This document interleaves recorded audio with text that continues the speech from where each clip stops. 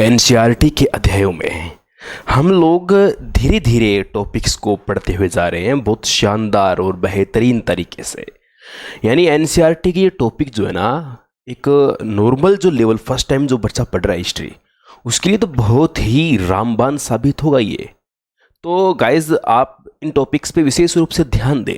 जो पहली बार पढ़ रहे हैं उनके लिए तो बहुत रामबाण है, जो बहुत ज़्यादा डीपली या आरएस जैसे एग्जाम के लिए उनके लिए हल्का लगेगा उनको ये। इनके लिए नॉर्मल एग्जाम व्यू के हिसाब से बेस्ट है, क्योंकि एग्जाम में कुछ मेजर जो पॉइंट्स आपके आते हैं वो इन्हीं पॉइंट से लिए जाते हैं। तो इसी कड़ी में आज हम एनसीईआरटी का जो पार्ट लेकर आए हैं वो है अजमेर की चौहान।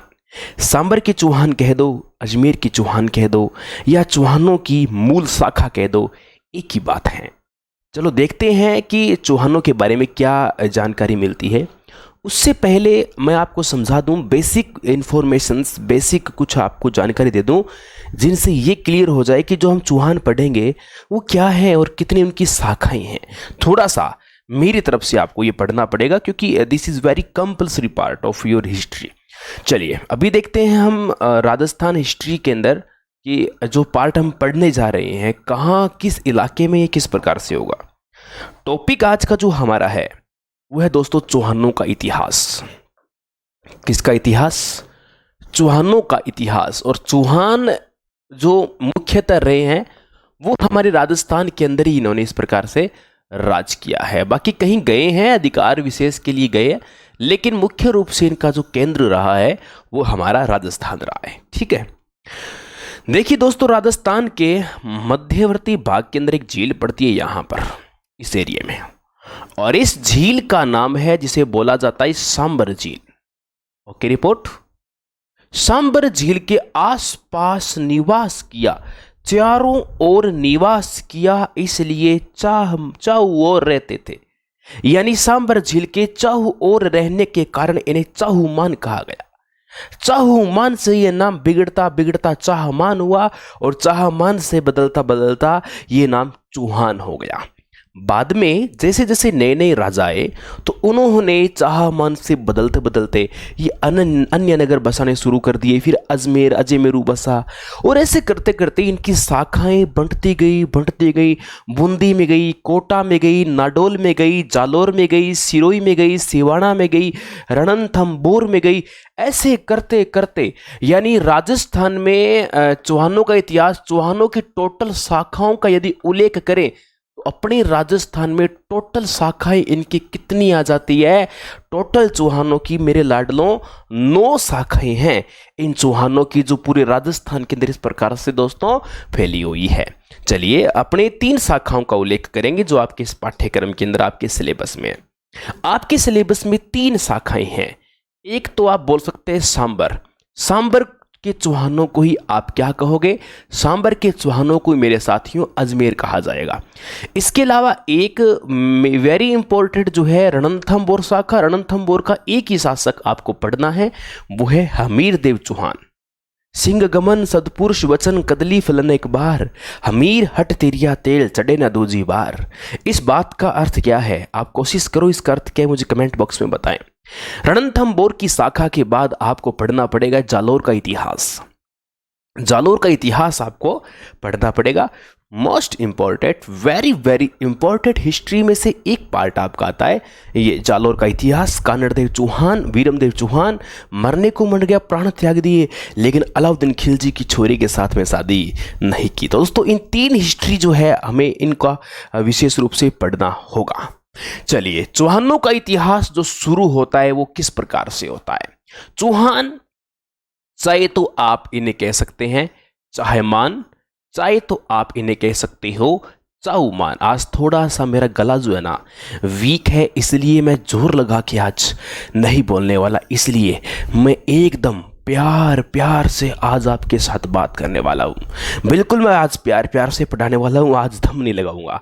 देखो दम लगाने वाला टॉपिक तो है, आई नो वेरी वेल, लेकिन क्या करें दोस्तों, जब गला खराब है तो उस हिसाब से नॉर्मल बोलना पड़ेगा ना। सबसे पहले कोई भी वंश जब हम पढ़ते हैं तो उस वंश में हमें सबसे पहले पता होना चाहिए कि उस वंश की उत्पत्ति कैसी हुई। उत्पत्ति को लेकर अलग अलग होते हैं अपने पास में मत। मत कह दो या अलग अलग होते हैं सिद्धांत। इन्हें कौन क्या मानता है? एक कहेगा ये अग्निवंशीय है, एक आदमी ने अपनी कोटेशन दे दी कि ये अग्नि से पैदा हुए हैं, ये अग्निवंश है। अब मैं तो नहीं कह रहा, लेकिन कोटेशन दे रहा है, एक इतिहासकार कह रहा है। एक कह रहा है नहीं ये तो सूर्यवंशी है। एक ओझा आया, ओझा बोलता है ना सूर्यवंशी है, ये सूर्यवंशी है, चौहान डायनेस्टी सूर्यवंशी। फिर तीसरा आएगा नहीं, दोनों को अलग अलग कर देगा। एक शिलालेख लगा गया, अचलेश्वर मंदिर है, उस शिलालेख से पता चलता है कि ये तो चंद्रवंशी है। यानी ऐसी हमारे पास बहुत अलग अलग जानकारियां मिलती है, जिनके अंदर इनको अलग अलग तरीके से कुछ लोग इन्हें आर्य मानते हैं, तो कुछ लोग विदेशी मानते हैं, सभी अपनी अलग अलग। डॉक्टर दशरथ शर्मा कह रहा है ये तो बिल्कुल ब्राह्मणों से उनकी उत्पत्ति हुई है। फिर एक बिजोलिया शिलालेख कहता है। तो इनकी अलग अलग सारी बातें हैं, वो देखते रहेंगे अपने। और शाखाएं मैंने आपको बता दी, मिडल क्षेत्र के अंदर इनकी इस प्रकार से उत्पत्ति हुई है। चलो ओके, रिपोर्ट है ना। चलिए, उत्पत्ति को लेकर मत क्या सिद्धांत है? उत्पत्ति को लेकर क्या मत है? उत्पत्ति की सिद्धांत। चलिए अपने धीरे धीरे पढ़ेंगे, कोई अपने को जल्दबाजी नहीं है। धीरे धीरे से समझ में आना, धीरे धीरे से लिखते जाना, जल्दबाजी बिल्कुल भी नहीं करनी है आपको। अब देखो, जब हम किसी राजाओं की कर्मवद वंशावली पढ़ते हैं तो उसको वंशावली बोला जाता है। यानी कोई राजा का, आपने जैसे आपके बारे में पढ़ा, आपके पापा का नाम, आपके दादा का नाम, आपके परदादा का नाम, आपके सरदादा का नाम, सरदादा के बाप का नाम, ऐसे आपने आपकी 10, 7, 8 पीढ़ियों के नाम रखे। तो ये क्या है? ये आपके वंशावली, यानी वंशावली मानी होती है लाइन, कतार, वंश की कतार। तो वही बात है, वंशावलियां बहुत सारी जगह लिखी होती है। प्लस एक शब्द है ख्यात। ख्यात का मतलब होता है किसी की पॉपुलरिटी का जिसके अंदर उल्लेख किया जाए, उसे ख्यात कहते हैं। यानी अपने को वंशावली और ख्यात के आधार पर देखें ना, चौहानों को देखें तो इसमें चौहान जो माने जाते हैं वो प्यारे साथियों अग्निवंशीय माने जाते हैं। यदि आप ये पढ़ते हो अग्निवंश से पैदा हुए हैं, यदि किसको माने तो वंशावली को और ख्यात को माने तो ये अग्निवंश ही माने जाते हैं। कोई दिक्कत की बात नहीं है। इसके बाद एक व्यक्ति विशेष है जिसका नाम है डॉक्टर गौरी शंकर हीराचंद ओझा। डॉक्टर गौरी शंकर हीराचंद ओझा, ये है दोस्तों इतिहासकार। अब डॉक्टर गौरी शंकर हीराचंद ओझा ये लिखते हैं राजपूताने का इतिहास। उस राजपूताने के इतिहास में इन्हें कहते हैं ये तो सूर्यवंशी, ये सूर्यवंशी क्षत्रिय मतलब है ये राजा, जो अस्त्र शस्त्र चलाते हैं राजा। तो इस प्रकार से इस मत को कौन दे रहा है? सूर्यवंशी कौन बता रहा है? डॉक्टर गौरी शंकर हीराचंद ओझा। पर्टिकुलर नाम देकर पूछा जाएगा। फिर आपके सामने उल्लेख आएगा अचलेश्वर मंदिर लेख। अचलेश्वर मंदिर लेख के अनुसार आपको देखना है। इस अचलेश्वर मंदिर लेख के अनुसार, लेख बोल दो चाहे आप शिला लेख बोल दो, इस हिसाब से ये क्या है? ये आपके चंद्रवंशी हैं। याद रख लोगे ना, अचलेश्वर मंदिर लेख के अनुसार चंद्रवंशी है और डॉक्टर गौरी शंकर हीराचंद ओझा के अनुसार सूर्यवंशी है, और वंशावली और ख्यात के अनुसार देखें तो ये अग्निवंशी है। एक जाना माना नाम आप सबके बीच में और आने वाला है। एनसीईआरटी कह रही है कि कुछ विद्वान इन्हें आर्य मानते हैं तो कुछ मानते हैं विदेशी। देखो दोस्तों, एनसीईआरटी तो नहीं कह रही है, लेकिन मैं आपको बता देता हूं हैज लगा के, यदि चौहानों को लेकर यदि विदेशी माना जाए या विदेशी जातियों का मिश्रण माना जाए, तो इस बात का समर्थन करते हैं कर्नल जेम्स टॉड इस बात का समर्थन करते हैं। इनकी एक बुक थी, मैं आपको बता दूं, जिसका नाम है the central western Rajputana state of India. Rajputana states of India नामक एक बुक है, उस बुक के अंदर हमें ये जानकारी कंप्लीट इनकी मिलती है। ये कि विदेशी है, विदेशी जातियों का मिश्रण है, ऐसा माना जाता है। अब आपके पास एक अलग से जो विद्वान आ रहे हैं उनका नाम है, कौन कौन से आगे, डॉक्टर गौरी शंकर ओझा के दशरथ शर्मा जी। इनके बाद में जो हमारे विद्वान आएंगे दशरथ शर्मा, शर्मा है, कोशिश करेगा कि इनको भी शर्मा बना के छोड़े। दशरथ शर्मा ने कहा ये क्या है, इनकी उत्पत्ति तो ब्राह्मणों से हुई है। भाई इतिहासकार है, मानना पड़ेगा, ये जो कहेगा वो मानना पड़ेगा, इतिहासकार है। ब्राह्मणों से उत्पत्ति बताई है, इसको मैंने थोड़ा सा अपनों ने उल्टा लिख दिया, यानी इनको ब्राह्मण वंशी किसने बताया है, ब्राह्मण वंशी, इनको ब्राह्मण वंशी बताया है डॉक्टर दशरथ शर्मा ने। चूरू के निवासी हैं दशरथ शर्मा, सुजानगढ़ चूरू के। तो इन्होंने इस प्रकार से माना है। ये तो है अलग अलग कोटेशंस होगी, लेकिन एक जाना माना शिलालेख और माना जाता है जिसका नाम है लाडलो बिजोलिया शिलालेख, जिसका नाम क्या है, बिजोलिया शिलालेख। तो अब आप देख रहे हैं बिजोलिया शिलालेख। साथियों, बिजोलिया शिलालेख जो आप देख रहे हैं, इस बिजोलिया शिलालेख में इन्हें वत्स, अब देखो ब्राह्मणों में गोत्र होती है बहुत अलग अलग टाइप की, तो हर समाज में गोत्र होती है, उसी तरीके से इन्हें वत्स गोत्र, वत्स ब्राह्मण माना गया, यानी कि वत्स गोत्र के ब्राह्मण माना गया है। तो ये हमें बिजोलिया शिलालेख के अंदर इसकी जानकारी पूरी प्रॉपर मिलती है। अब चालू होती है हिस्ट्री, वंशावली। ये तो इनकी उत्पत्ति को लेकर मत है, कौन क्या मानता है। देखो मैं एक बार अगेन रिपीट कर रहा हूं, बिजोलिया शिलालेख के अनुसार ये वत्स गोत्रीय ब्राह्मण है, दशरथ शर्मा के अनुसार भी ये ब्राह्मण हैं, और कर्नल जेम्स टोड के अनुसार ये विदेशी जातियों का मिश्रण है, अर्थात विदेशी हैं। और हमारे पास अचलेश्वर मंदिर इनके हिसाब से चंद्रवंशी है, हमारे पास गौरीशंकर ओझा इनके अनुसार ये सूर्यवंशी है, और हमारे पास वंशावली और ख्यात इनके आधार पर ये अग्निवंशी है। और ख्यात और वंशावली जो विशेष रूप से हमें मिलती है, तो दोस्तों इसका एक उदाहरण अपने पास है पृथ्वीराज रासो। पृथ्वीराज रासो के रचनाकार कौन है, चंद्रबरदाई या चंद्रबरदाई। तो ये भी इस बात का समर्थन करती है, यहीं से अग्निकूट सिद्धांत मिलती है। एक बहुत ही अजीब टाइप की एक स्टोरी मिलती है कि एक आबू पर्वत पे बाबा ने, वशिष्ठ मुनि ने यज्ञ किया, और वो कहानी जिसका एनसीईआरटी में कोई उल्लेख नहीं है, तो सो हम यहाँ पर उसकी बात भी अभी नहीं करने वाले। चलिए आगे चलते। नेक्स्ट कड़ी में हम लोग देखेंगे कि वंशावली कैसे शुरू होती है। दोस्तों वंशावली को मैं समझाने से पहले मैं एक बार आपको सभी राजाओं की एक कड़ी समझा देता हूं, जरा देखिए, आपको दिक्कत नहीं आनी चाहिए। सबसे पहले एक राजा हुए इनके, जिनका नाम था वासुदेव चौहान। वासुदेव चौहान क्रम से याद रखने हैं दोस्तों। वासुदेव चौहान ने बहुत पहले 551 ईस्वी में वंश की स्थापना तो कर दी, लेकिन लंबा गैप चलता रहा, प्रॉब्लम आती रही, लंबा गैप चलता गया। वासुदेव चौहान के बाद में लाडलों, ध्यान रखना है, मैं गैप यानी कि इनका शासनकाल नहीं मिलेगा, जहां से मिलेगा वहां से बताऊंगा।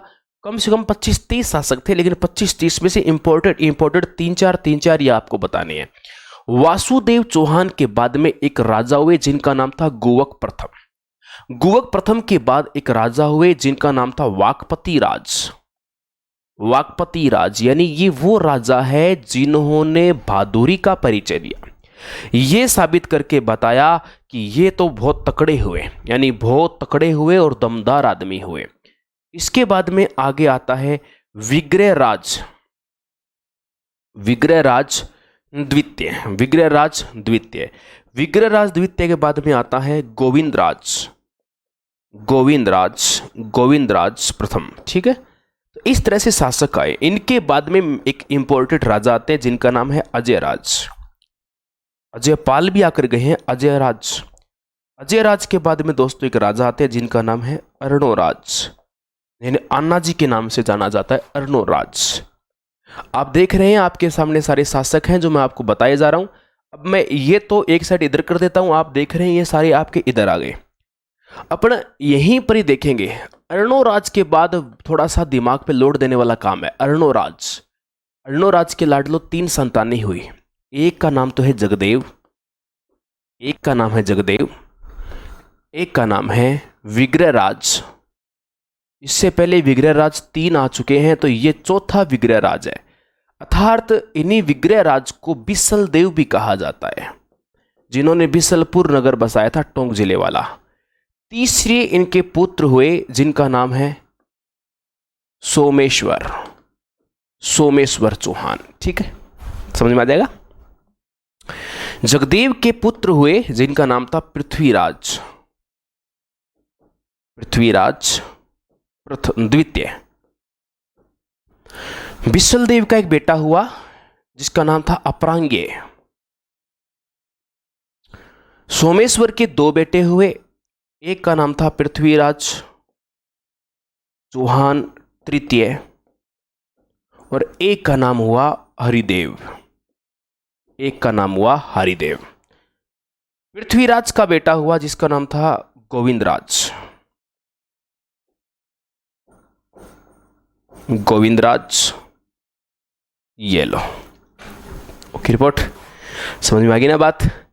ये चौहानों की वंशावली है, बस इतना ही पढ़ना है। गोविंदराज आते ही नई वंशावली आ जाएगी। यानी ये ही राजा हैं जितने आपको पढ़ने, ज़्यादा नहीं है ये बहुत ज़्यादा नहीं है दोस्तों। 50-60 पढ़ने पड़ते हैं, उनके बजाय कुछ भी नहीं है ये। इनको तो पढ़ना ही नहीं है, इनके बारे में तो एक एक 2-2 बातें हैं, एक बात दो बात, एक बात दो बात, जो मैं आपको ऐसे ही बता दूंगा, क्लियर हो जाएगी। किसी ने प्रतिहारों के दरबार में थे तो अधीनता स्वीकार नहीं की, वो छोटी बातें मिलती है। लेकिन सॉलिड हिस्ट्री जो अभी है अपने पास में, वो 4 एक राजाओं की है। अर्णोराज की है, अजयराज की है, यानी अजयराज की है, अर्णोराज की है, बिसलदेव की है और पृथ्वीराज की है। बस 4 राजाओं की हिस्ट्री आपको पढ़नी है। 4 ही राजा जिसकी डिटेल आपके ढंग से दे रखी है, बाकी किसी का कुछ नहीं दे रखा। एक एक 2-2 लाइन दे रखी है, बस उन्हीं को पढ़ते जाना और कुछ भी नहीं है आपकी चौहानों की हिस्ट्री में। एकदम सिंपल सिंपल, आप बस आप मेरे साथ बने रहें। चालू कर दूं? चलिए चालू करते हैं। सबसे पहले जो राजा हुए जिनका नाम था वासुदेव।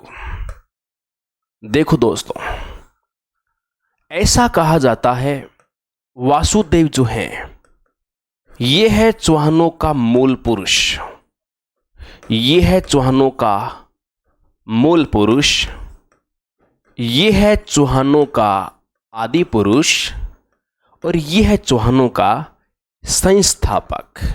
एक ही बात है, कोई गड़बड़ की बात नहीं इसके अंदर। चौहानों का मूल पुरुष, चौहानों का आदि पुरुष और चौहानों का संस्थापक। दूसरी मेजर बात जो आती है, इन्होंने स्थापना कब की?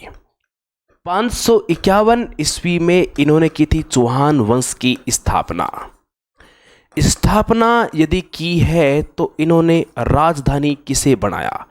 दोस्तों, इन्होंने राजधानी बनाया था अपने साम्राज्य की अइछत्रपुर। अइछत्रपुर आपको बता दूं, नागौर का प्राचीन नाम है, यानी नागौर तक इनका अधिकार था। नागौर कस्बे का प्राचीन नाम, नागौर कस्बे का प्राचीन नाम अइछत्रपुर हुआ करता था, जो चौहानों की पहली राजधानी है। इनका सबसे प्रारंभिक जो निवास था, निवास इनका था सांबर झील के चारों ओर। किसके चारों ओर? सांबर झील के चारों ओर इनका निवास हुआ करता था। ओके रिपोर्ट, इन झील है और उसके चारों ओर निवास किया, इसीलिए इसको सांबर झील के आसपास बताया गया। सांबर क्षेत्र जो आप देख रहे हैं, इसके कई पुराने नाम मिलते हैं। इसको स्टार्टिंग में स्पादलक्ष बोला जाता था। स्पादलक्ष, स्पादलक्ष का मतलब होता है 1.25 लाख, स्पादलक्ष। और इसी प्रदेश को बोला गया बाद में सवालक, और फिर इसको बोला गया शाकंबर, और शाकंबर के बाद ये नाम आगे चलता चलता क्या हो गया? सांबर। आज सांबर लेक फेमस है। वो लेक जो है सांबर, देखो वैसे तो है तो वो समुद्री झील, यानी टैथी सागर का सबसे बड़ा अवशेष राजस्थान में है, बट उस झील के चारों तरफ पाल बनाने का, पाल यानी किनारा बनाने का जो काम किया था वो इन्होंने ही किया था। सांबर झील का ये सब बातें मिल गई। और मैं आपको बता देता हूं, तंग करते हो, सुनो आगे। वासुदेव चौहान के बारे में एक जानकारी का सोर्स मिलता है, यानी इनकी जानकारी का हमारे पास सबसे सॉलिड सोर्स क्या है? वो है बिजोलिया शिलालेख। बिजोलिया शिलालेख इनकी जानकारी का सॉलिड शिलालेख है और चौहानों की वंशावली बताने वाला एकमात्र शिलालेख जो है वो यही है। वंशावली बताने वाला बता रहा हूं, बाकी जानकारी कहीं जगह मिलती है, वंशावली नहीं मिलती, इसी में वंशावली मिलती है। बिजोलिया शिलालेख में वासुदेव को ब्राह्मण बताया गया है। वासुदेव को वत्स गोत्रीय ब्राह्मण, वत्स गोत्रीय ब्राह्मण बताया गया है, बता दिया। ये थे चौहानों के वंशावली या मूल वंश को लेकर जो व्यक्ति विशेष है वासुदेव चौहान, इनको लेकर सॉलिड बातें। यहां तक तो मुझे पूरा पक्का विश्वास है कि आपके 1% भी प्रॉब्लम दोस्तों नहीं होगी और आगे जो होगी उसका सॉल्यूशन कर लिया जाएगा।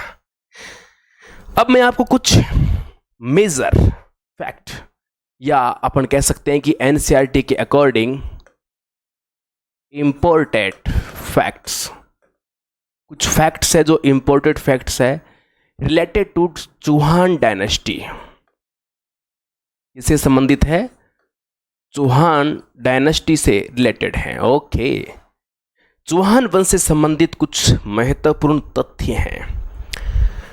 ऐसा बता रही हैं कि राजस्थान के अंदर एक वंश हुआ इनके साथ साथ, जिनका नाम था गुर्जर प्रतिहार वंश। पश्चिमी राजस्थान के अंदर एक वंश हुआ जिसका दबदबा बड़ा तकड़ा था और उस वंश का नाम था गुर्जर प्रतिहार वंश। उद्भव होता एक शक्तिशाली वंश के रूप में गुर्जर प्रतिहार का। चौहान कहां है? चौहान यहां है। चौहान अभी छोटे से क्षेत्र में सीमित हैं, सीधा सा पता चल रहा है। प्रकृति का रूल रहा है, एक बड़ा राजा राज कर रहा है तो उसके छोटे छोटे राजा जो होंगे ना, आसपास छोटे छोटे राजा, भाई मुख्यमंत्री के नीचे विधायक जी हैं, छोटे मंत्री है तो सैल्यूट किसको करेंगे, अनुमति किससे लेंगे? मुख्यमंत्री से तो लेंगे ना। वही बात है, यानी उस टाइम गुर्जर प्रतिहार वंश जो था ये मुख्य वंश था, ये सारे के सारे इनके अधीन हो गए। चौहान जो थे ना, चौहान इनके सामंत हुआ करते थे। सामंत का मतलब है कि चौहान के राजा गुर्जर प्रतिहार राजाओं की अनुमति लेते थे, परमिशंस लेते थे, उनको सैल्यूट करते थे और उनकी जाके उनके हर काम में उनकी हेल्प करते थे, क्योंकि वो पावरफुल थे और वो जैसा कहते थे वैसे इसी तरीके से अपनी प्रजा को संचालित किया करते थे, उसी तरीके से अपनी एरिया को कंट्रोल किया करते थे। ये इनमें एक शेड्यूल सिस्टम होता था, इनका एक पैटर्न था ये अपने आप में वंश चलाने का। तो सामंत हुआ करते थे चौहान, प्रतिहारों के सामंत हुआ करते थे, ये तो पता चल गया आपको। लेकिन अब मैं ये बताना ये चाहता हूं कि गोवक के नाम से राजा हुआ, गोवक प्रथम के नाम से शासक हुआ, प्रतिहारों की अधीनता से मुक्त करवा दिया। तगड़ी बात है, यानी दमदार आदमी है तभी करवा दिया। अब दमदार कैसे करवा सकता है? या तो अपने क्षेत्र को बड़ा करेगा या अगले वो बोलेगा देख हम तुम्हारी गुलामी नहीं करेंगे और हम तेरे से लड़ने के लिए तैयार है, लड़ ले बुलाई। तू दादागिरी करेगा तो देख दादागिरी तो नहीं चलेगी तेरी, लड़ ले, आजा मैदान में आजा। यानी अपने आप को मुक्त करवा लिया इनसे। गोवक प्रथम ने प्रतिहारों की अधीनता से मुक्त करवा दिया, प्रतिहारों की अधीनता से मुक्त करवा दिया, मुक्त करवा दिया। गजब की बात। ये आपका पहला ही क्वेश्चन बन गया कि कौन वो शासक था जिसने चौहानों को प्रतिहारों की गुलामी से मुक्त करवा दिया था या अधीनता से मुक्त करवा दिया था। समझ में आ रही है बात? कोई दिक्कत तो किसी प्रकार की नहीं है। अच्छा, इसके बाद में अभी तक तो क्या है कि चुनौती दे दी है, लड़ाई के लिए चैलेंज हो गया, लड़ाई नहीं करी है, बोला मुक्त करवा दो, बोला चैलेंज कर लिया। लड़ने के लिए कोई आना चाहता तो आ सकता है, लेकिन दोस्तों आज लड़ने के लिए चैलेंज हुआ है ना, आज नहीं कल तो लठ बजेंगे भाई। इसको भी अपना साम्राज्य चाहिए, उसको भी चाहिए, दोनों में पावर, जिसमें दम होगा वो जीत जाएगा, सीधी सी बात है। तो इस तरीके से कहते हैं कि अब अपनी शक्ति जो है मजबूत करने लग गया। इसके बाद में एक शासक आया जिसका नाम था वाकपति राज। वाकपति राज नामक शासक आया। वाकपति राज ने चौहानों को पराजित करके, प्रतिहारों को पराजित करके, प्रतिहारों को पराजित करके। देखो कोई आदमी लंबे समय तक पीक पे नहीं रह सकता है, कोई भी है हर सेक्टर के अंदर।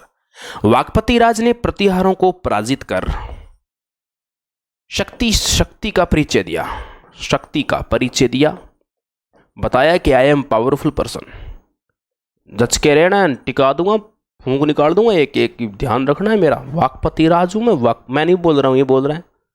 वाकपति राज हूं, ध्यान रखना मेरा, ठोक दूंगा मैं एक एक को, हिसाब किताब लगा लेना, भले देख लेना। अब इन्होंने परिचय दे दिया, दुश्मनी हो गई, आपस में चैलेंज हो गया।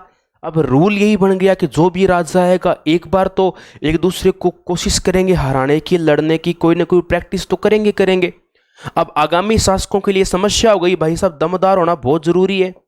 आगे चलते चलते विग्रहराज द्वितीय के नाम से राजा हुआ। विग्रहराज द्वितीय के नाम से राजा हुआ। विग्रहराज द्वितीय ने भी शक्ति का परिचय दिया, शक्ति का परिचय दिया, बहुत अच्छी बात है। लेकिन इसके ऊपर क्वेश्चन आएगा, विग्रहराज द्वितीय ने प्रतिहारों के साथ संघर्ष किया, इस बात की जानकारी हमें कहाँ मिलती है? दोस्तों इस बात की जानकारी हमें हर्ष के, ये जानकारी जो है हर्ष के लेख से मिलती है। सीकर में आपने हर्ष बेरू का मंदिर देखा होगा।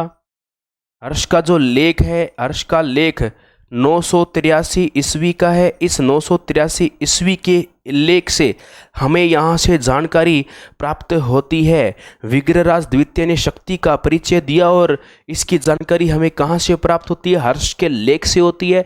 983 का ये लेख है दोस्तों, और इसके अंदर इसकी विजय का उल्लेख भी तकड़े वाला किया हुआ है।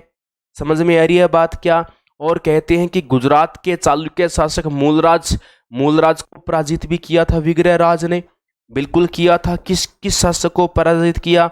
गुजरात का शासक था जिसका नाम था मूलराज। इसी मूलराज को पराजित करके परिचय दिया। इसी की भी जानकारी हमें कहाँ से मिलती है? हर्ष से प्राप्त होती है। कर दिया पराजित। ये विग्रहराज अपने आप में इस तरीके से दोस्तों तकड़ा और शक्तिशाली शासक हुआ करता था। तो मेरे लाडलों अब आपको पूरा नजर आ रहा होगा, कोई दिक्कत की बात नहीं है ना। बस समस्या हो तो मैं देखो कुछ राइटिंग आपको कई बार उल्टी सीधी हाथ से लिखता हूँ, तो मैं उल्टे हाथ से लिख देता हूँ ना, कई बार समझ में नहीं आती होती है ना, तो वो मैं बोलता हूँ तो उस टाइम भी थोड़ा सा फोकस कर लिया करो, और कोई दिक्कत की बात नहीं है। ओके रिपोर्ट है। हाँ तो अब देखो, जैसे विग्रहराज जी गए, विग्रहराज द्वितीय के बाद में दोस्तों एक शासक आया दुर्लभराज, एक आया गोविंदराज। ये दोनों तकड़े शासक हुए। एक आधा कोई पीछे रह गया तो कोई बात नहीं, अब आ जाएंगे यहां पर। विग्रहराज के बाद, विग्रहराज द्वितीय के बाद मेजर फैक्ट्स चल रहे हैं अभी। विग्रहराज द्वितीय के बाद दुर्लभराज तथा गोविंदराज शासक हुए। नो, कोई खास प्रश्न नहीं बनेगा। एनसीईआरटी बोल रही है इसलिए बता रहा हूं, कोई खास प्रश्न नहीं बनेगा। यहां से हो गया, शासक तो हो गई, राजा की शादी हुई तो बच्चे तो होंगे ही, बच्चे तो होंगे ही होंगे। लेकिन क्वेश्चन क्या बनेगा? पृथ्वीराज विजय, आपने एक ग्रंथ सुना होगा, पृथ्वीराज विजय ग्रंथ है, जयानक ने लिखा था। पृथ्वीराज विजय एक ग्रंथ है। इस ग्रंथ की रचना जो की थी जयानक ने की थी, जो पृथ्वीराज तृतीय का दरबारी, यानी बहुत आगे है, बाद में आएगा वो।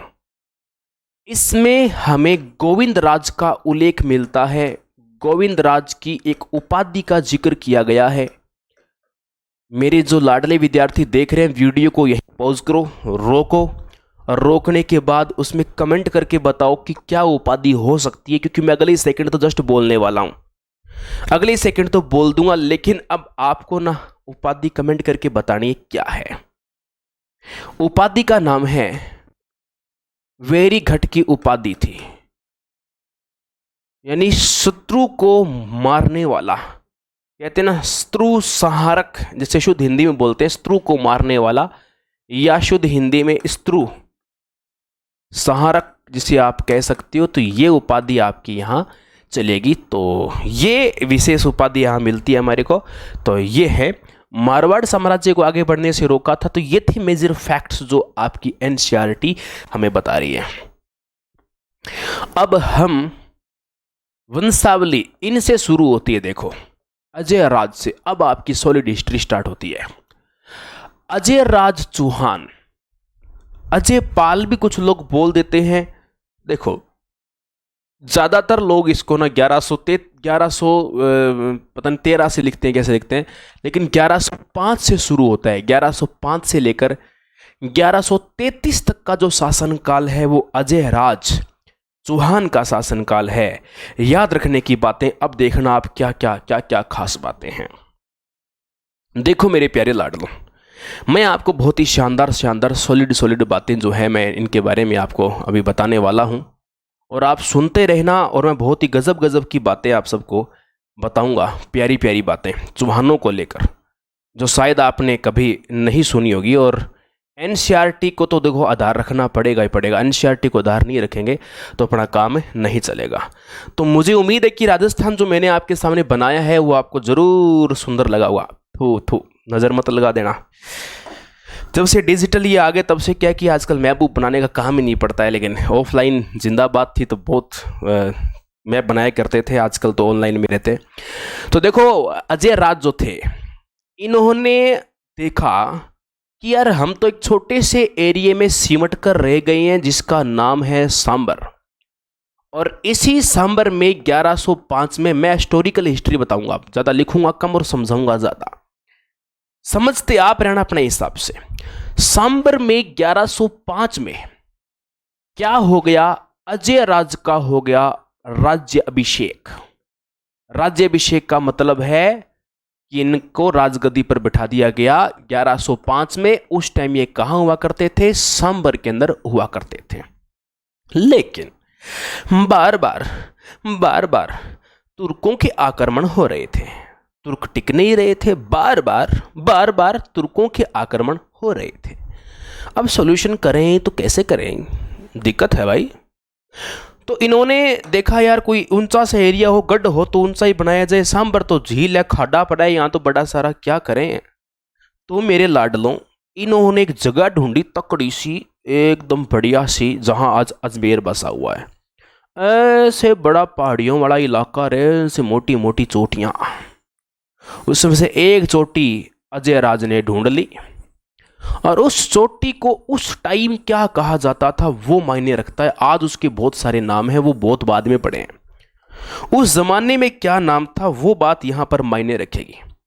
जो यहां इन्होंने पहाड़ी देखी, उस पहाड़ी का नाम है बीठली पहाड़ी। वाह, कौन सी? बीठली पहाड़ी। बीठली पहाड़ी देखी, वाह यार ऊंची तो बहुत है यार, क्या गजब ऊंची है। ओहो, नीचे से ऊपर देखते हैं तो मजा ही आ जाता है, कितनी गजब पहाड़ी है। तो क्या करें, अब फीता फाता लगा के मापा कितनी ऊंची देखते हैं। बोला ये तो ज्यादा ऊंची तो नहीं लग रही है, ये तो लग रही है मेरे को है 873 मीटर तो है, बस इतनी ऊंची तो बहुत है। कम से कम 2 किलोमीटर तो साफ सुथरा नजर आएगा, बढ़िया। हाँ बिल्कुल आएगा। इस पहाड़ी को उन्होंने चुना। इस पहाड़ी को चुनकर इन्होंने साथियों एक बढ़िया सा यहाँ पर गढ़ बनाने का निर्णय कर लिया। बोला मैं तो यहाँ पर एक गढ़ बनाऊंगा, इसके ऊपर शानदार वाला भव्य वाला बना दो भाई। और इस प्रकार इन्होंने यहाँ पर एक गढ़ बना लिया। और उस गढ़ का नाम बीठली पहाड़ी पर होने के कारण इन्होंने नाम रख दिया गढ़बीठली। गढ़बीठली नाम रख दिया। खुद राजा है अजय राज, इसीलिए इसका नाम अपने नाम के आधार पर रख लिया। इसको बोला अजय मेरूगढ़। लो, अपने छाप तो छोड़े। यह काम 1113 में पूरा होता है साथियों। 1113 में जैसी पूरा हुआ, जनता को आदेश दे दिया, बोले आ जाओ गढ़ के आसपास नीचे की क्षेत्र में बस जाओ, इधर बस जाओ, इधर बस जाओ, आगे बस जाओ, पीछे बस जाओ, जहां जगह मिले वहां। 1113 ईस्वी में अजय मेरू दुर्ग का निर्माण किया। अजय मेरू दुर्ग का निर्माण किया, कर दिया, बहुत अच्छी बात है। अजय मेरू दुर्ग का निर्माण किया। और अजमेर नगर बसा दिया। अजमेर नगर बसा दिया। कब की बात है? 1113 की। ठीक उल्टा 1311 याद रखना है, सिरोही के अंदर चौहानों की स्थापना हो जाएगी। 1113 ईस्वी में काम किसने किया है? अजय राज चौहान ने काम कर दिया है। बस ये हो गया काम। अब क्या हुआ? शादी होगी, राजा है, गढ़ बना लिया, शादी होगी, शादी तो करनी पड़ेगी साहब, वंश आगे बढ़ाना है तो वंशावली तो खत्म नहीं हो जाएगी। शिलालेख में क्या लिखेंगे? वंशावली कहाँ है? गायब हो गई, दिक्कत है। तो देखो आगे कैसे वंश बढ़ता है। बढ़ाऊं? मैं नहीं बढ़ाऊंगा, बढ़ाएंगे तो यही बता रहा हूं मैं तो। देखो अजय राज ने, पहले मार कर काला कर लो, अजय राज ने शादी की। बता दे किससे की? अब बहुत देर हो गई यार। अजय राज ने शादी की। हाँ बता रहा हूं, उतावले नहीं होना चाहिए, ज्यादा उतावला अपन काम का नहीं होता। इन्होंने दोस्तों जिससे शादी की, जिसका नाम था सोमलवती। अब पहले क्या दहेज देने की बड़ी तकड़ी पर, आजकल तो क्या है कि दहेज कुप्रथा है, ये वो, और छोरी पढ़ी लिखी होती है, जॉब लग जाती है, बोले दूंगी दहेज अभी, सामने से देने में पड़ते हैं आजकल तो साहब, दहेज दूध छोड़ो। सोमलवती नाम की पत्नी, राजा जी की शादी हो रही है तो राजा जी को सोना मिलेगा, चांदी मिलेगी, तांबा मिलेगा, खूब मिलेगा, बढ़िया। अब क्या है, सोमलवती को एक कला आती थी, टकसाल की मशीन दे दी। भी ससुराल वाले समझदार थे, बोले मशीन दे दो राजा राज जी को पैसा पैसे गणने के लिए, पैसा वैसा बनाने के लिए। कहते हैं इसको टकसाल की कला आती थी। टकसाल बोलते हैं सिक्के बनाने की जो कला होती है, इसको टकसाल बोलते हैं। अब साहब जैसे ही चांदी मिला, कुछ तांबा जय राज जी के पास खूब पड़ा था, तांबा वाला राजस्थान में खूब निकलता, निकाल रखा है हमने, चांदी दहेज के अंदर खूब सारी मिली, तो साहब इन्होंने सारी कर दी मुद्रा। विवाह के बाद पत्नी से प्यार बहुत तकड़ा करता था, बहुत तकड़ा, इतना खतरनाक प्यार था, दोनों के बीच में हवा भी नहीं आती थी, बहुत तकड़ा प्यार। विवाह के बाद तांबा व चांदी के सिक्के जारी किए। अब सिक्कों का नाम पहले पूछा जा चुका है ग्रेड एग्जाम के अंदर, सेकंड ग्रेड एग्जाम में पूछा जा चुका है, दोबारा आ जाएगा। अजय राज कल्पद्रुम के नाम से भी कई जगह मिलता है, लेकिन एनसीईआरटी शुद्ध रूप से बता रही है अजय प्रिय द्रंभ। याद रखना है, जो सिक्के थे ना उनका नाम था अजय प्रिय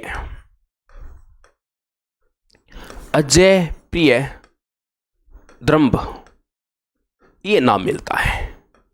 सिक्कों के ऊपर क्या लिखा हुआ था, ये क्वेश्चन पूछ लिया गया।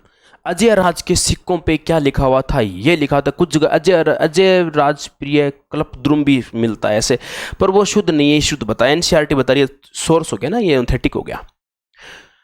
पर ऐसा कहा जाता है कुछ सिक्कों के ऊपर जो सोमलवती ने खुद ने छपवाए थे, उस पे सोमलवती का भी नाम है। सम कॉइन्स पर, यानी कुछ मुद्राओं पर सोमलवती का नाम लिखा हुआ है। इससे क्या पता चलता है भाई? प्यार करता है, सोमलवती का नाम अंकित है। अब आप इस बात को जानते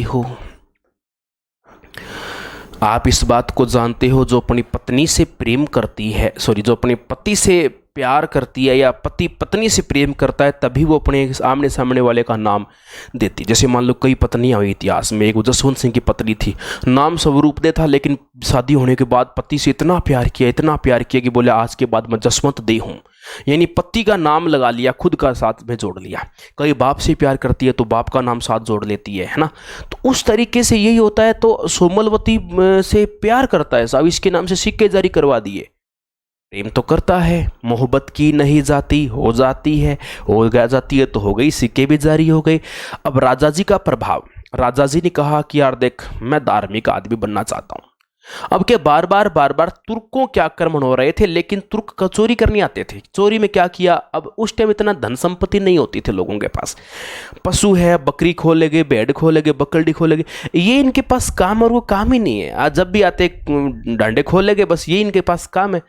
तो राजा जी ने कहा कि यार जिस दिन हाथ आ गए उस दिन काटूंगा सालों को पकड़ के रोड के ऊपर, इनको एक एक को गेट बीट ले पहले फेंकूंगा नीचे, इनको ऊपर से फेंकूंगा।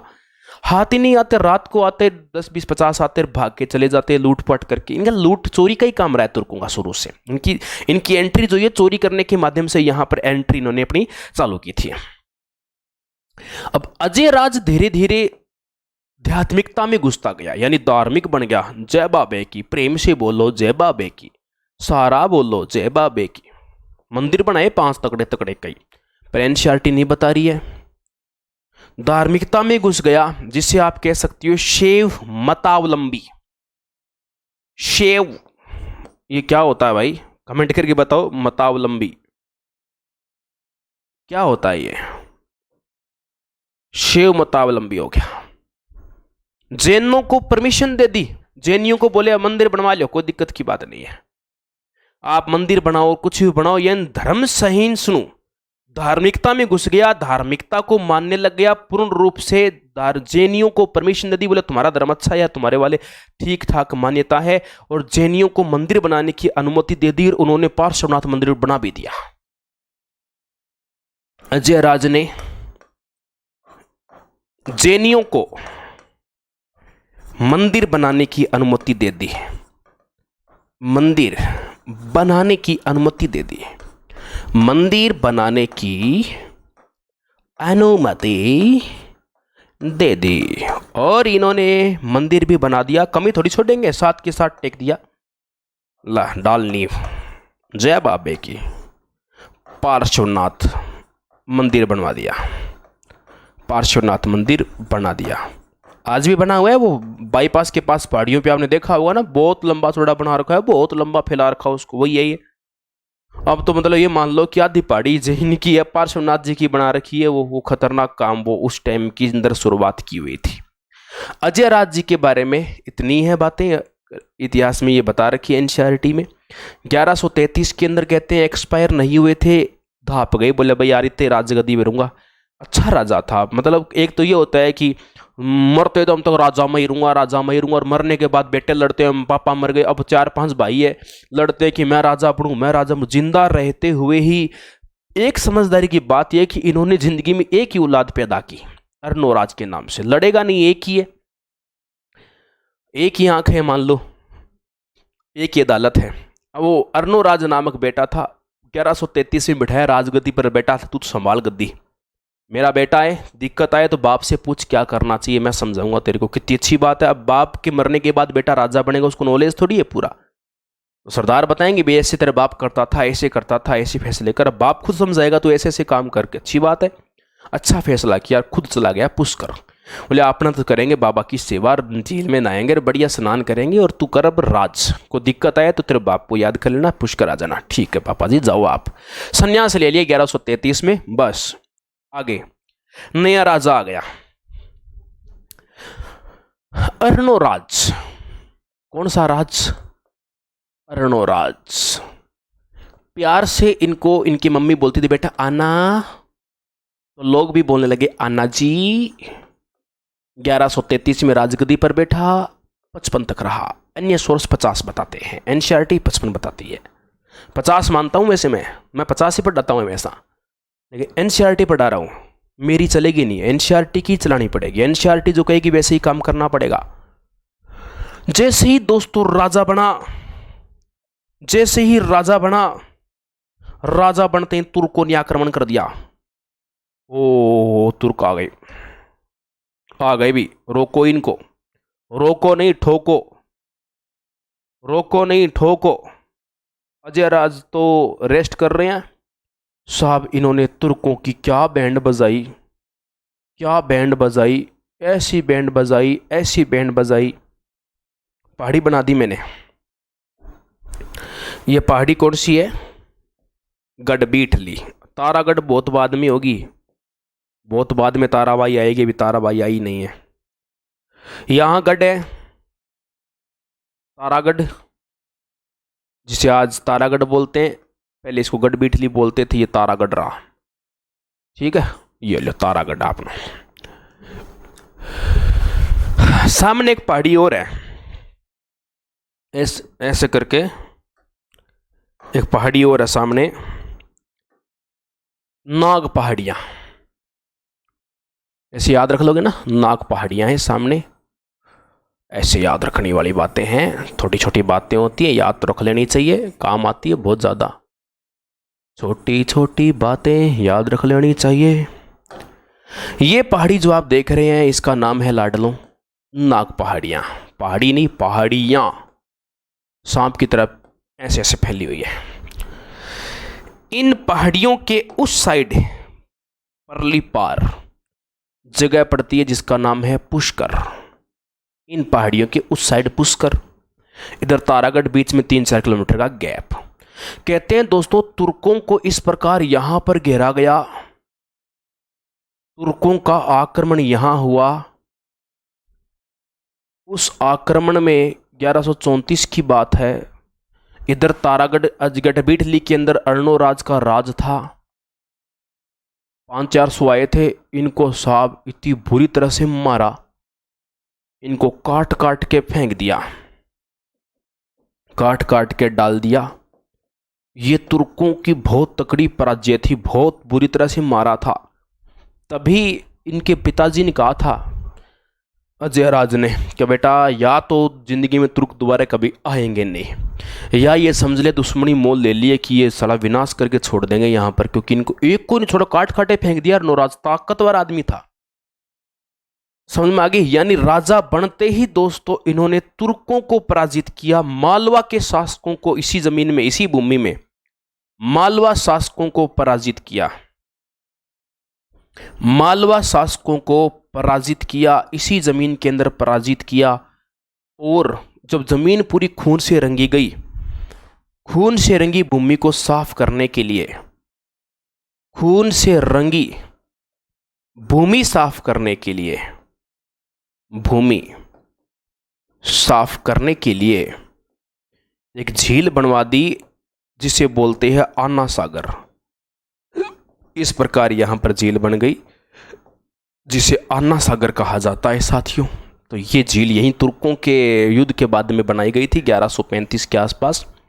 1135 से 37 के बीच में झील बनी थी। इसके बारे में बहुत हिस्ट्री बताता हूँ मैं, बहुत बता रखी है, लेकिन एनसीईआरटी में ज़्यादा इतना पोथा है नहीं, इतना नॉर्मल बता रखा है। एक बात ये गलत एनसीईआरटी बोल रही है, लेकिन दोस्तों अन्य सोर्स में ऐसा नहीं है। गुजरात का शासक कुमारपाल और इनके बीच में युद्ध हुआ था। अब एनसीईआरटी कह रही है कि अर्णोराज कुमारपाल से पराजित हुआ। यार अर्णोराज पराजित हुआ, कोई ऐसी ताकत ही नहीं है, अपने बेटे से आ रहा था, बस इसके बेटे ने धोखे से मार दिया था, बाकी कोई ताकत नहीं थी। पर एनसीईआरटी कह रही है, मैं करूं क्या? कुमारपाल चालुक्य से पराजित, कुमारपाल चालुक्य से पराजित हुआ। अब ये एनसीईआरटी वालों ने पता नहीं क्या, कहां से कौन सा सोर्स पढ़ा है यार, मैं आपको बताना चाहता हूं क्योंकि मैं सोर्स साथ लेके चलता हूं हमेशा। सम्राट पृथ्वीराज चौहान, ये मैं पढ़कर आया हूं। आप देख रहे हो तो देवी सिंह मंडावा की एक पुस्तक है, और ये पुस्तक जो है ये साथियों जोधपुर ग्रंथागार की पुस्तक है, यानी ऑथेंटिक है। या ग्रंथागार की पुस्तक है, ऑथेंटिक है। इनको पढ़ना थोड़ा सा हार्ड होता है, इनकी लैंग्वेज थोड़ी सी अजीब होती है। ये पृथ्वीराज चौहान की तो नाम की है, बाकी सारे राजाओं को इसमें उल्लेख किया है पृथ्वीराज चौहान के अलावा। पृथ्वीराज चौहान पे तो सबसे ज़्यादा लिखा गया है, बाकी सारे राजाओं को इसमें उल्लेख किया गया है। ऑथेंटिक है ये, इसमें कोई दोहरा ही नहीं है। अब इससे ज़्यादा ऑथेंटिक ग्रंथागार कह रहा है यार। अब ये एनसीईआरटी वाले कहाँ से इस बात को बीच में फंसा रहे हैं, पता नहीं क्या है। कभी टाइम हुआ तो लड़ने का तो जरूर इनके ऊपर लड़ूंगा इनके साथ। भाई क्यों कर रखा तुमने ये कपड़ा? अब मेरे बच्चों को तुम गुमराह करते हो। मेरा बालक अब यहाँ इसको जाके माने, इन ऑथेंटिक सोर्सेस को माने, ग्रंथागार को माने, तुम्हारी एनसीईआरटी को माने, किसको माने? दिमाग गोल कर देते हो चलते चलते यार। ऐसे एनसीईआरटी वालों ने कर रखा है तो भाई लिख रखा है, तो ये इनके त्रुटि है। मैंने तो आज तक कहीं सोर्स, एनसीईआरटी कह रही है ये बात, इसके अलावा कोई नहीं कह रहा है, किसी तरीके से नहीं है। कुमारपाल चालुक्य से परास्त हुआ क्या बताओ? या तो वो लिखना भूल गए, उल्टा लिख दिया होगा, या तो कुछ ऐसा हो गया होगा। होगी बात। इसी पुष्कर के अंदर इन्होंने, अन्ना जी ने एक मंदिर का निर्माण करवाया जिसका नाम है वराह मंदिर। यहाँ पर जो जिस मंदिर का निर्माण करवाया उस मंदिर का नाम है दोस्तों वराह मंदिर। वराह बोला जाता है भगवान विष्णु के अवतार है वराह। विष्णु जी को बोलते हैं वैसे वराह मंदिर का इन्होंने निर्माण करवा दिया। ये भी शैव था, समझ में आ गई बात, ये भी शैव था, शैव धर्म अपनाया था इन्होंने। ये बात मैं यहां लिखता हूं, इन्होंने कौन सा धर्म अपनाया था? शैव धर्म को अपनाया था। किसने? राय अर्णोराज ने अपनाया था। कोई दिक्कत? चालुक्य से पराजित हुआ लेकिन बदला लेगा। चारों तरफ डंका बजाया खूब, छोरे ने तहलका खूब मचाया था। ये इधर उधर सब बता दिया कि हाँ ताकतवर आदमी हूं, बच के रहना, ठोक दूंगा मैं एक आधे को, वहां पंगा मत लेना मेरे से, मैं ऐसे ऐसे कर दूंगा और वैसे कर दूंगा। कहते हैं चालुक्य, गुजरात के थे चालुक्य, यहां गुजरात के थे चालुक्य। चालुक्य से इनको हानि हुई, यानी आपने जो चौहान है वो इस कस्बे में बसे हुए हैं।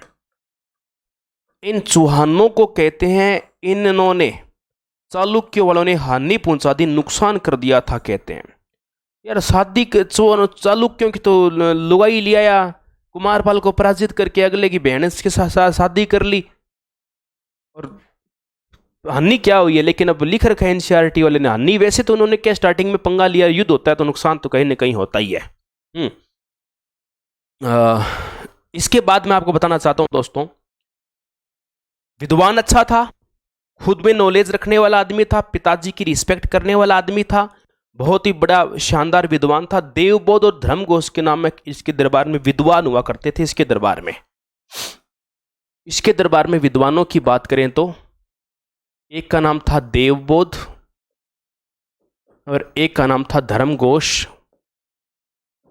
सीधा सीधा पूछा जाएगा ये किसके दरबारी हैं, किसके दरबार के विद्वान हैं? तो जी अर्णोराज के दरबार के विद्वान हैं देवबोध और धर्मघोष, इन्हीं के दरबार के ये विद्वान माने जाते हैं। ठीक रिपोर्ट है, यहां तक किसी प्रकार की दिक्कत नहीं है। बस एक लास्ट बात और बताई गई है, अजमेर क्षेत्र के अंदर एक अजीब सा नाम मिलेगा आपको, बताया जाता है खरतगच्छ करके एक शब्द मिलता है आपको, बड़ा अजीब सा वर्ड है ये। इसका उल्लेख हमारे इस पृथ्वीराज चौहान सम्राट वाले में भी इसके अंदर उल्लेख किया गया है, इसमें कोई दोहराई नहीं है। आप कमेंट अच्छे अच्छे किया करो साथ में, क्या तो थोड़ी सी क्या है कि एनर्जी मिलती है कि हाँ यार कोई बात समझ में नहीं आती है तो उसके बारे में लिखा करो। तो खरतगच्छ जो है इनको भूमि दी थी, अनुयायी थे कहते हैं अजमेर के अंदर, ये खरतगच्छ को भूमि अनुयायी दी थी। ये उल्लेख बड़ा शानदार है, प्रश्न आ सकता है खरतगच्छ का संबंध किस रियासत से है? खरतगच्छ का संबंध इन्हें अजमेर की भूमि दान की थी, भूमि दान की थी। अर्णोराज जो थे, अर्णोराज की अंततः इनके बेटा जो था जगदेव, 3 बेटे थे, सबसे बड़ा बेटा दारूड़िया था। पिताजी से दोनों की बनती नहीं थी। एक दिन दारू पी के आपस में अब इन्होंने कहा कि मैं छोटे वाले को राजा बनाऊंगा, विग्रहराज को बनाऊंगा, तू तो लायक नहीं है। तो जगदेव ने क्या है कि दारू पी के तलवार मार दी, पिताजी की हत्या कर दी, यानी इनके बेटे ने इनको मार दिया था। 1155 कह रहा है ये, तो बाकी 50 में है ऐसे बताया जाता है। ठीक है दोस्तों, बाकी पढ़ेंगे ब्रेक के बाद, और आज अपने यहाँ तक ही पढ़ेंगे।